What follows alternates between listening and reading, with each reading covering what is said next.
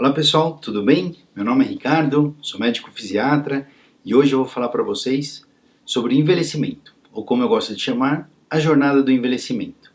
Mas antes de falar sobre isso, eu vou contar para vocês um pouquinho sobre a minha jornada. O que eu fiz para estar aqui hoje falando para vocês. Eu nasci em São Bernardo, aqui em São Paulo, fiz minha faculdade em Santo André e fui fazer minha especialização num grande hospital em São Paulo. Vocês devem estar se perguntando, fisiatra? Que é isso? Nunca ouvi falar? Calma, a culpa não é sua. Tem muita gente que também nunca ouviu falar. Inclusive, tem muito médico que não sabe o que a gente faz. Bom, o fisiatra é o médico da reabilitação. Somos especialistas em movimento e funcionalidade. Função.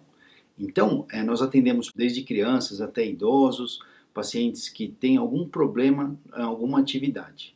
Por exemplo, paciente que teve um AVC, um derrame, paciente que é paraplégico, tetraplégico, tem uma lesão medular, paciente que teve um trauma crânioencefálico, um trauma na cabeça, pacientes com esclerose múltipla, pacientes amputados, pacientes grandes queimados, o idoso propriamente dito, pacientes oncológicos com câncer, todos os pacientes, esses chamamos de grandes incapacitados.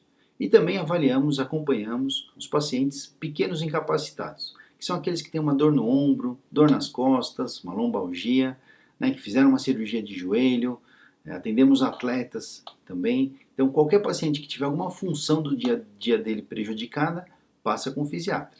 Nós avaliamos o paciente, identificamos essas incapacidades e criamos um plano terapêutico para ser implementado com esse paciente. Trabalhamos em equipe com fisioterapia, terapia ocupacional, profissional de educação física, enfermagem, psicólogo, nutricionista e vários outros profissionais para poder deixar esse paciente o mais independente possível. Então, só para dar alguns exemplos. Acompanhei um paciente logo no início da residência, que ele tinha ido passar um feriado na praia, foi mergulhar na piscina, mergulhou e teve uma fratura cervical. Ficou tetraplégico, então ele mexia só do ombro para cima. Ele demorou 3 meses, depois de um treinamento intenso, para conseguir escovar os dentes. Pois é, uma atividade aí que a gente não dá valor, né? No nosso dia a dia, mas para ele, com certeza, escovar os dentes fez muita diferença. Depois ele continuou todo o trabalho dele para ser independente de cadeira de rodas. Temos alguns pacientes, né, que têm um derrame, um AVC, o maior objetivo é voltar a andar, voltar a trabalhar, fazer suas coisas, ou então poder cuidar de si, e a gente faz isso. Avaliamos esses pacientes, vemos quais são os problemas. Tem uma alteração de força, tem uma alteração de sensibilidade, o equilíbrio não está bom, não consegue fechar a mão, não consegue agarrar os objetos. O que a gente pode fazer para melhorar a vida desse paciente, para deixá-lo mais independente? Traçamos alguns planos, algumas metas, né, para ele atingir na fisioterapia, para trabalhar força, equilíbrio, noção do corpo no espaço, a linha média. Com a terapia ocupacional a gente trabalha muito a parte da mão, né, então força, preensão. Se ele não conseguir, será que tem algum instrumento, alguma órtese que a gente chama, alguma ajuda técnica para auxiliar nessa função? E aí nós trabalhamos em conjunto para conseguir atingir esses objetivos. Outro exemplo é uma paciente que teve uma lesão medular também e ela tocava flauta transversal. O objetivo dela era esse. Trabalhamos bastante, treinamos muito, desde a postura dela, posicionamento do ombro, coordenação motora, parte respiratória, capacidade respiratória, ela conseguiu voltar a tocar sua flauta. Então, isso depende muito de cada paciente, né? Cada paciente tem seu objetivo e a gente tem que trabalhar a favor disso. Eu sou suspeito para falar porque eu adoro o que eu faço, eu adoro ser fisiatra. Mas enfim, em 2007 eu trabalhava na Universidade Federal aqui em São Paulo e era preceptor. Então, além de atender os pacientes, eu ensinava os residentes, né, como serem fisiatras. Nessa época, eu fui fazer um fellow, um estágio, num centro de reabilitação bem famoso lá na Espanha, em Barcelona. Foi uma experiência excelente. Aí de lá, fui convidado para trabalhar num centro de reabilitação para lesados medulares, né, paraplégicos e tetraplégicos no sul de Portugal. Fiquei 3 anos e meio lá. Foi uma experiência também incrível. De lá, fui para a Espanha e fiquei mais 1 ano.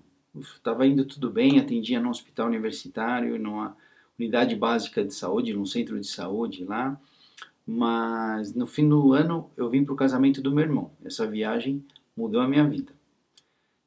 Nessa viagem eu reencontrei os meus avós. E pela primeira vez eu vi que eles envelheceram. Estranho, né? Eles já tinham seus 80 anos, mas eu via meu avô principalmente como uma fortaleza, um homem muito forte. Sempre fui muito ligado a ele, passei boa parte da minha infância também com ele, mas ali eu vi que ele envelheceu. Ele estava com uma alteração de memória, esquecendo as coisas, um pouco deslocado, caindo, estava mais fraco. Numa dessas quedas ele machucou o ombro, machucou o rosto, enfim, ele não estava bem. Eu pensei, poxa, se eu sou fisiatra, eu não vou ajudar minha família, né, quem que eu vou ajudar? E já no voo de volta eu decidi que eu retornaria ao Brasil. Em 2 semanas, voltei. Vim para cá e no dia que eu cheguei numa sexta-feira, passei a tarde com meu avô e minha avó. Uma tarde super legal, e aí no final ele queria que eu ficasse lá para comer uma pizza. Eu falei, não, vô, deixa, a gente come essa pizza amanhã. Estava cansado, queria dormir um pouquinho, mas eu sabia que não ia dar certo. Na manhã seguinte ele piorou e teve que ser internado. Bom, resumindo um pouquinho a história, o meu avô ele estava com um câncer de pulmão que deu uma metástase para o cérebro. E por isso que ele estava com algumas alterações aí do equilíbrio, estava caindo, estava com um movimento estranho no braço, que a gente chama de distonia, uma distonia focal, enfim. Ele operou, mas depois de 3 meses ele foi a óbito. E logo em seguida, uns 2 meses depois, a minha avó, a esposa dele, teve um AVC, teve um derrame. E ficou acamada mais ou menos um ano, precisando de ajuda para fazer todas as atividades aí. E a minha avó, esposa dele, depois de 2 meses mais ou menos, teve um AVC, um derrame. E ficou acamada mais ou menos um ano, precisando de ajuda para fazer todas as atividades, e ela faleceu. Depois de passar por isso, eu resolvi aprofundar meus estudos na reabilitação do paciente idoso. Assim que eu voltei para o Brasil, eu já tinha começado a trabalhar num hospital grande aqui em São Paulo, e aí surgiu a oportunidade de participar de um projeto para reabilitação, atividade física em idosos. Eu não pensei duas vezes e comecei. É um projeto muito interessante, era uma parceria entre o hospital, o Ministério da Saúde e a Secretaria Municipal de Saúde, que nós atendíamos pacientes vindos das unidades básicas de saúde, pacientes do SUS, nós atendíamos com a infraestrutura do hospital. Eles passavam por uma avaliação geriátrica ampla, que nós chamamos, então, com geriatra, físio, enfermagem, fono, nutrição, e depois eram encaminhados para mim, eu avaliava e ele ia fazer um protocolo de exercícios.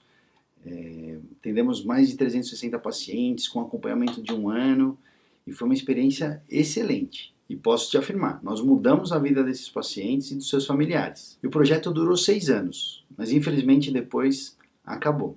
Só que a partir do momento que você enxerga uma coisa, não tem como desver. Né? Depois que você vê a diferença que esse tipo de acompanhamento, esse tipo de atividade, tipo de exercício faz para o paciente idoso, não dá mais. Né? Depois que você vê a diferença que esse tipo de trabalho faz com o idoso, não tem como. Eu queria continuar fazendo esse tipo de trabalho. No primeiro momento, fui fazendo isso no consultório, depois passei a trabalhar num outro hospital. Hoje, em média, eu atendo entre 70 e 80 idosos por semana, seja no consultório, internados no hospital, na UTI também, e num centro especializado de dor no idoso. Então imagina, pacientes acima de 60 anos que têm dores há 5, 10, 15 anos, 20 anos, que atrapalham a qualidade de vida dele, que não deixam ele fazer as coisas do dia a dia, interferem na vida da família.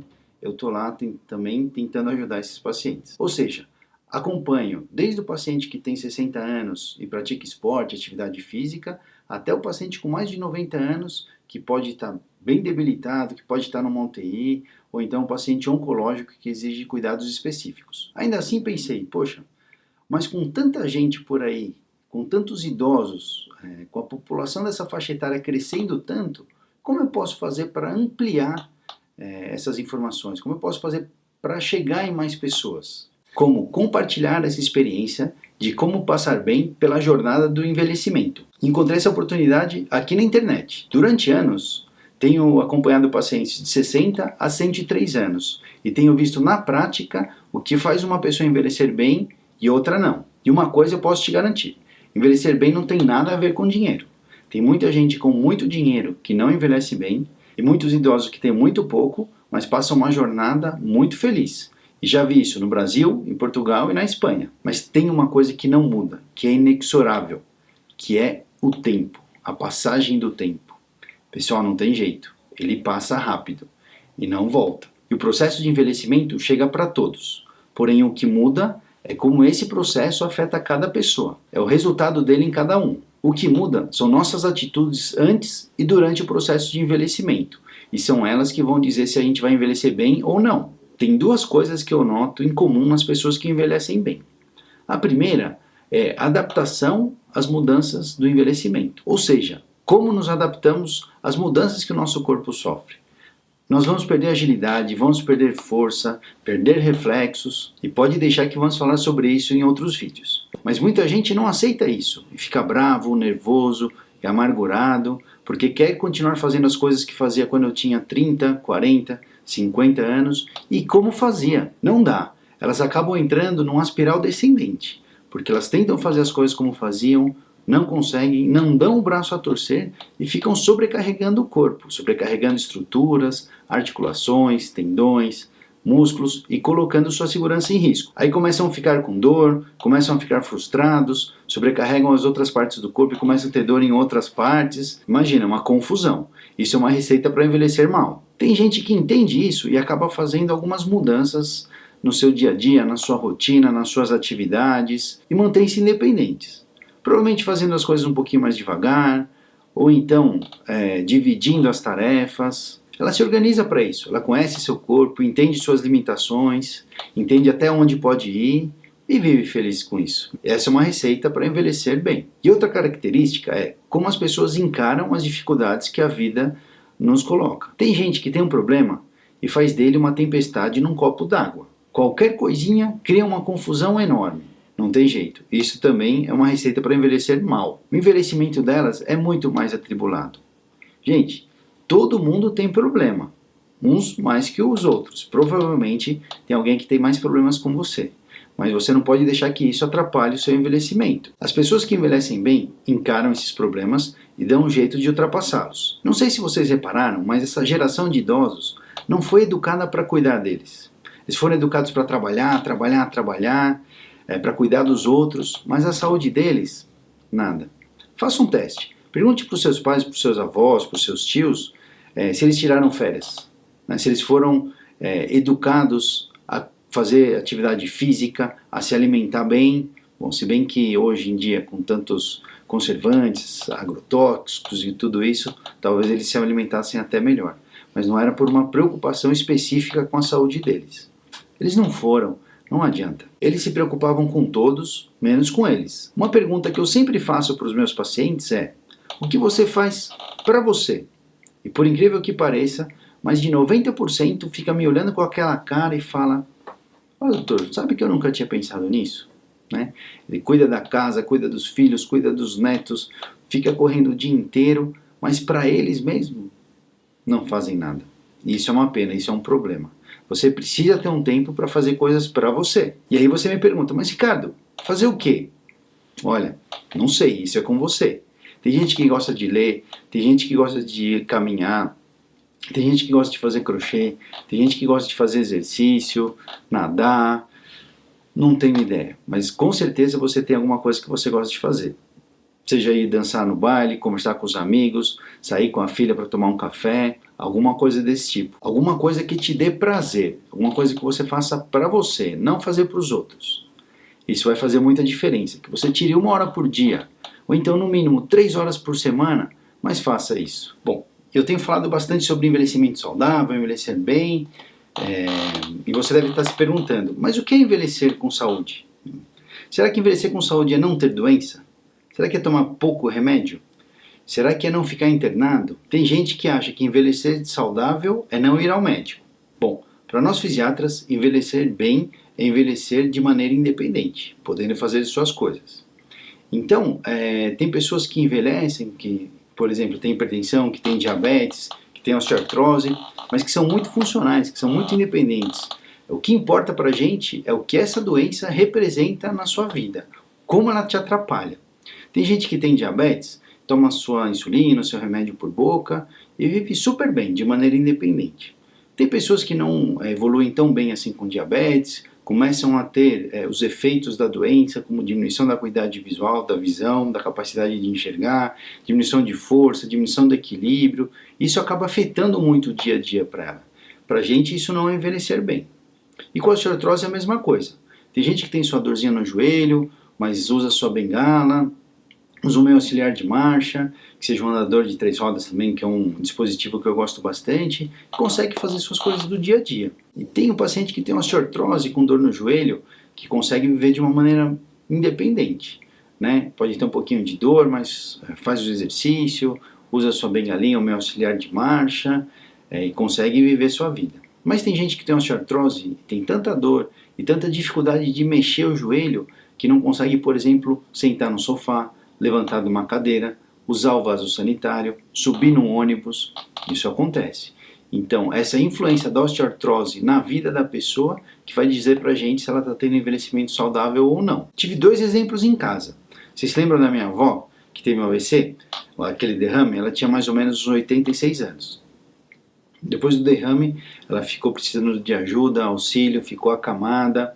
E tive uma tia-avó que aos seus 90 anos morava sozinha com a irmã, que tinha 80 e muitos também, mas se virava, né? Tinha dificuldade de enxergar, tinha osteoartrose, dor no joelho, mas morava sozinha com ela. Cuidava da casa na medida do possível, fazia comida e, enfim, se vestia, tomava banho, sentada para não cair, né? Com todos os cuidados aí. E teve um dia que ela jantou, foi assistir o jogo de futebol dela, ela era viciada em futebol, adorava uma palmeirense roxa, gostava mais de futebol do que muita gente que eu conheço. Depois do jogo foi dormir e não acordou mais. Morreu como um passarinho. Eu acho que é isso que a gente almeja, né? Poder estar independente aí até os últimos dias. E lá atrás, se eu soubesse tudo o que eu sei hoje, teria feito muita coisa diferente com meus avós. Teria ajudado muito mais. Umas coisas que eu já estou fazendo com meus pais, com meus tios, com meus pacientes. Por isso que eu resolvi montar esse canal. Depois de anos trabalhando com idosos de diferentes características, quero poder compartilhar, alertar, educar, ensinar, mas aprender também, porque sim, eu aprendo muito com vocês todos os dias e principalmente poder passar para você informações do que você pode fazer para envelhecer de uma maneira saudável. E antes que me perguntem, para mim, envelhecer com saúde é poder cuidar de si, fazer suas atividades do dia a dia, ter autonomia e prevenir quedas. E para você? O que é envelhecimento saudável? E o que você faz para poder envelhecer bem? Conte pra gente, fale aí, o que você faz para você. Compartilhe esse vídeo, não deixe de procurar um médico fisiatra, um médico geriatra. Com certeza eles vão te acompanhar e vão fazer da sua jornada de envelhecimento uma viagem de primeira classe.